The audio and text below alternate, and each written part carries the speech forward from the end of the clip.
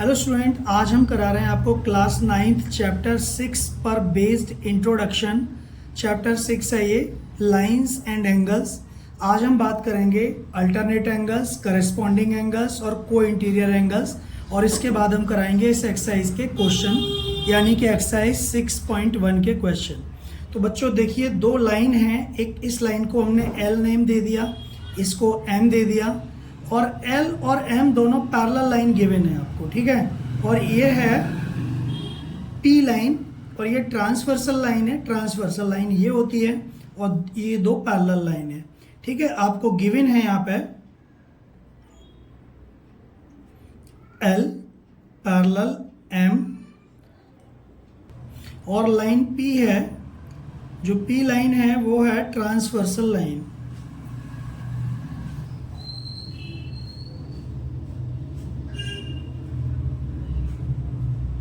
ठीक है ना।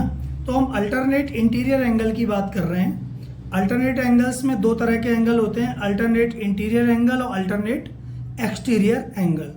तो अल्टरनेट एक्सटीरियर एंगल देखते हैं।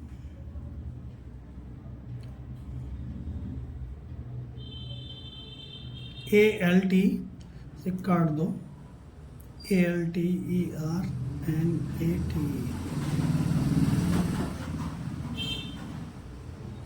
Alternate exterior angles.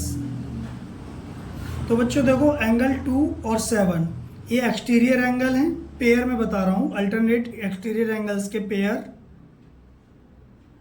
तो एंगल 2 इक्वल टू एंगल 7 और एंगल 1 इक्वल टू एंगल 8। बच्चों ये अल्टरनेट एक्सटीरियर एंगल हैं और बाहर के हैं ना, तो इनको एक्सटीरियर बोला जा रहा है। एक्सटीरियर मीन्स बाहर के एंगल। तो ये इतने ज़्यादा इंपॉर्टेंट नहीं होते, अल्टरनेट इंटीरियर एंगल ज़्यादा इंपॉर्टेंट है। तो इसमें अल्टरनेट एंगल्स में दो टाइप के हैं, और अल्टरनेट एक्सटीरियर एंगल, दूसरे हो गए अल्टरनेट इंटीरियर एंगल। तो pair of alternate interior angles, तो इन पे आपको ज़्यादा ध्यान देना है। देखो, एंगल 3 और एंगल 5 जो ट्रांसवर्सल लाइन के दोनों उल्टी तरफ हैं, अपोजिट साइड हैं, तो इसके पेयर हो जाएंगे एंगल 3 इक्वल टू एंगल 5 और एंगल 4 इक्वल टू एंगल 6। बच्चों ये एंगल इक्वल कब होते हैं?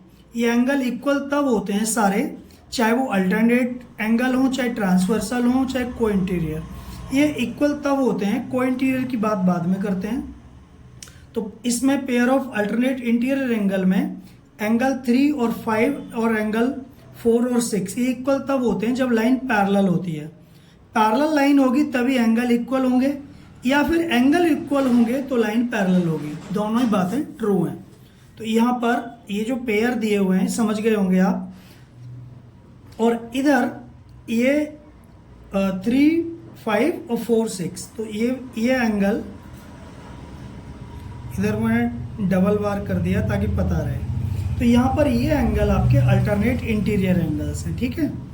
दूसरा है करस्पॉन्डिंग एंगल।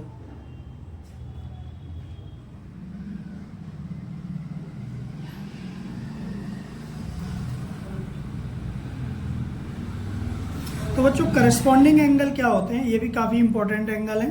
तो ये जो लाइन है एल लाइन के लेफ्ट की तरफ ऊपर ये एंगल 2 इक्वल टू एंगल 6, और एंगल ऊपर के इक्वल होगा, नीचे वाले के इक्वल होगा, यानी 3 equal to angle 8। Angle 3 equal to angle 8, ठीक है ना। और एंगल 1 इक्वल टू एंगल 5, 1, 5 के ऊपर का मतलब, और नीचे वाले के equal. Angle 4 equal to angle 7, angle 4 equal to angle 7, ठीक है। ये बात समझ गए होंगे आप। करस्पॉन्डिंग एंगल के पेयर हैं ये, चाहे पेयर ऑफ अल्टरनेट एंगल लिख दो, पेयर कहीं भी लिख दो, उससे कुछ फर्क नहीं है। तो आपको ये समझना है कि ये एंगल कौन कौन से इक्वल होते हैं और कौन कौन से एंगल अल्टरनेट एंगल होते हैं और कौन कौन से एंगल करस्पॉन्डिंग एंगल होते हैं। तो ये आपको बात पूरी तरह समझ लेनी है। तो एक बार मैं फिर बता दे रहा हूँ, अल्टरनेट इंटीरियर एंगल जो होते हैं एंगल 3 और 5 होते हैं और एंगल 4 और 6 होते हैं, ठीक है। और करस्पॉन्डिंग एंगल 2, 6, 3, 8, 1, 5 और 4, 7 और ये करस्पॉन्डिंग एंगल होते हैं। तीसरे टाइप का एंगल होता है को इंटीरियर एंगल। तो तीसरे टाइप का एंगल को इंटीरियर एंगल की बात करते हैं। यहां पे लिख दे रहा हूं, को इंटीरियर एंगल्स। को इंटीरियर एंगल बोल दो या interior angle on the same side of transversal, ठीक है ना। तो ये ट्रांसवर्सल जो लाइन है उसके सेम साइड के अंदर अंदर वाले, तो इसका हो जाएगा angle 3 plus angle 6 equal to 180। इनका सम हमेशा 180 होता है, मतलब होता तभी है जब ये लाइन पैरेलल होगी, ठीक है। और ये एंगल सभी इक्वल तभी होंगे जब ये दोनों लाइन पैरेलल होंगी। ये इसकी कंडीशन है, अगर पैरेलल लाइन नहीं होगी तो ये एंगल इक्वल नहीं होंगे। नाम तो यही रहेगा पर एंगल इक्वल नहीं होंगे। तो ये एंगल 3 प्लस 6 इक्वल टू 180 और angle 4 plus angle 5 equal to 180। तो ये 3 तरह के एंगल आपको याद रखना है। कौन कौन से? ये तो देखो alternate angle, number 1 alternate angle, इसमें ये 2 टाइप के हैं। और दूसरा है करस्पॉन्डिंग एंगल और तीसरा है को इंटीरियर एंगल। ये 3 मोस्ट इंपॉर्टेंट एंगल हैं क्लास 9th में। और इसके अलावा जो एंगल आपको पढ़े हैं, मैंने पहले पिछले वीडियो में भी बताए हैं, वो वर्टिकली अपोजिट एंगल और लीनियर पेयर, ये 2 और होते हैं। तो इसमें भी दोनों ही हैं। तो वर्टिकली अपोजिट एंगल मैं यहाँ पर बता दे रहा हूँ, वर्टिकली अपोजिट एंगल्स, ये 4th पहले मैं बता चुका हूं लेकिन एक बार फिर से बता दे रहा हूं। तो वर्टिकली अपोजिट एंगल मैंने तुम्हें पहले ही बताया कि जब 2 लाइनें क्रॉस कर रही हैं ना, जैसे ये इस वाली लाइन को ये लाइन क्रॉस कर रही है, तो 1, 3 और 2, 4 ये वर्टिकली अपोजिट एंगल हो गए। एंगल 1 इक्वल टू एंगल 3 ये, और एंगल 2 इक्वल टू एंगल 4। ये जो क्रॉस सा बना है, ये कट कर रही है लाइन एक दूसरे को, तो ये आमने सामने वाले एंगल। और इसके अलावा नीचे भी आ जाओ, नीचे वाली पे, तो angle 6 equal to 7, angle 6 equal to angle 7 और एंगल 5 इक्वल टू एंगल 8। ये वर्टिकली अपोजिट एंगल है। और लीनियर पेयर क्या होते हैं? बहुत सारे लीनियर पेयर भी हैं इसमें।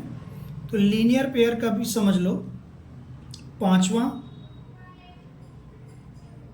Linear pair.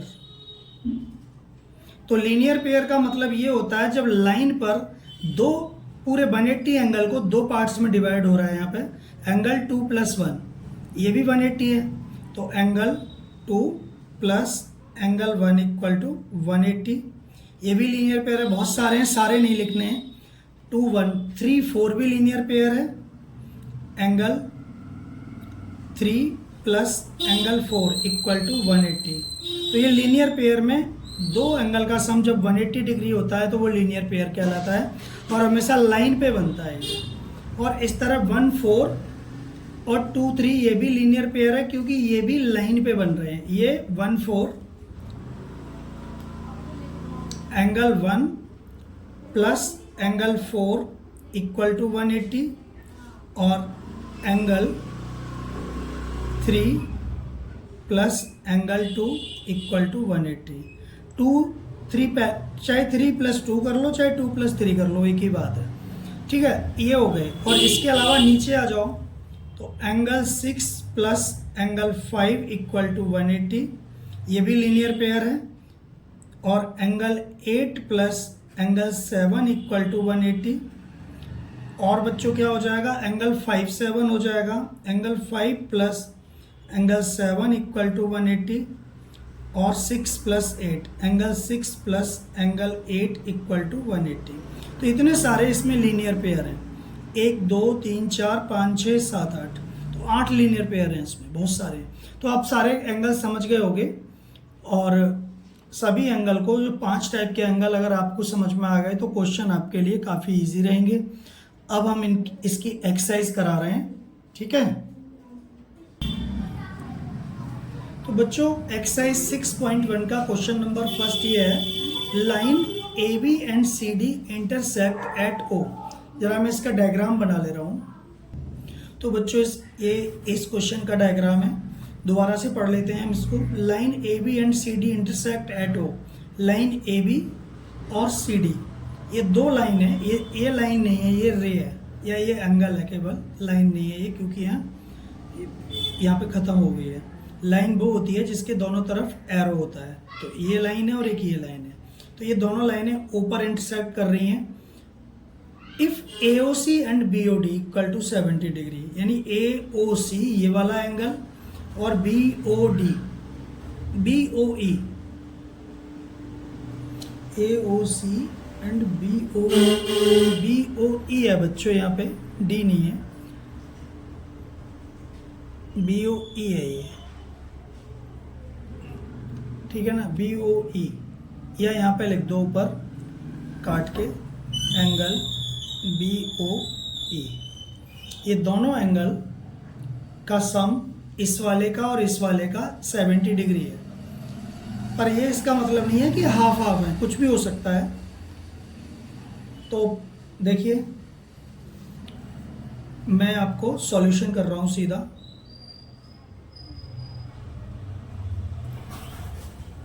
तो आप देखो यहाँ पे देखिए, ये एंगल और ये एंगल दोनों वर्टिकली अपोजिट एंगल हैं।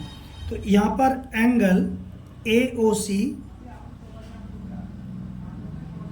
इक्वल टू एंगल BOD,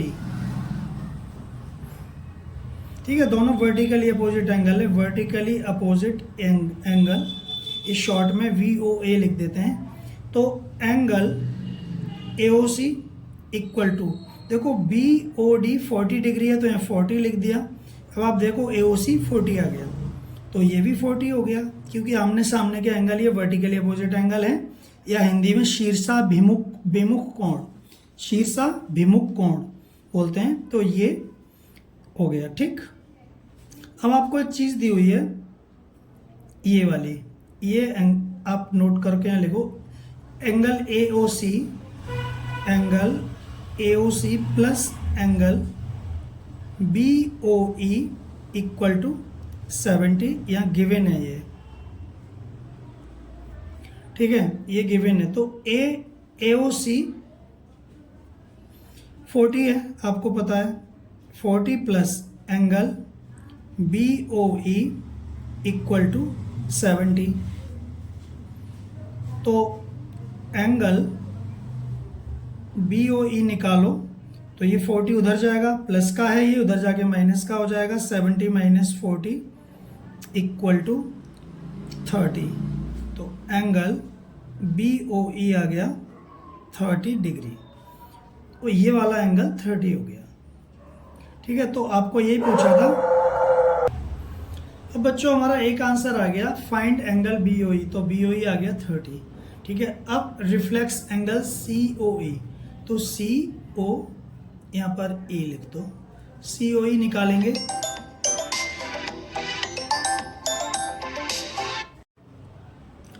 तो अब हम इसको करते हैं यहाँ पे, ठीक है। तो अब COE यहाँ पर है, तो ये पूरा एंगल कितने का होगा, ये लाइन पे बना है 180 का होगा। ये लीनियर पेयर भी बोल सकते हो, पर डेफिनेशन के अकॉर्डिंग लीनियर पेयर नहीं है, तीनों का sum angle on straight line होगा। तो देखो करते हैं, angle AOC plus angle COE plus angle BOE equal to 180। तो 180 रीज़न क्या लिखेंगे 180 होने का, एंगल ऑन स्ट्रेट लाइन। आप लिख लो, यहाँ जगह नहीं है थोड़ी सी, एंगल ऑन स्ट्रेट लाइन लिख याद रख लेना, ये लिखेंगे। तो AOC क्या है 40 प्लस हमें ये निकालना है एंगल COE, और BOE हमारा 30 आ गया है, तो यहाँ 30 लिख दिया इक्वल टू 180। तो 40 और 30 70, तो angle COE equal to 180 minus 70, उधर जाएगा 70 हो जाएगा, इन दोनों का सम 70 हुआ तो angle C O E equal to तो 110, ठीक है ना। एंगल सी ओ ई 110 आ गया। तो रिफ्लेक्स कैसे, इसका रिफ्लेक्स कैसे होता है? देखो रिफ्लेक्स एंगल मैंने एक वीडियो में बताया है क्या होता है। तो रिफ्लेक्स निकालने के लिए reflex of angle C O ई का रिफ्लेक्स कैसे निकालेंगे? 360 में से angle C O E minus कर देंगे 110, तो 250 डिग्री इसका आंसर हो जाएगा।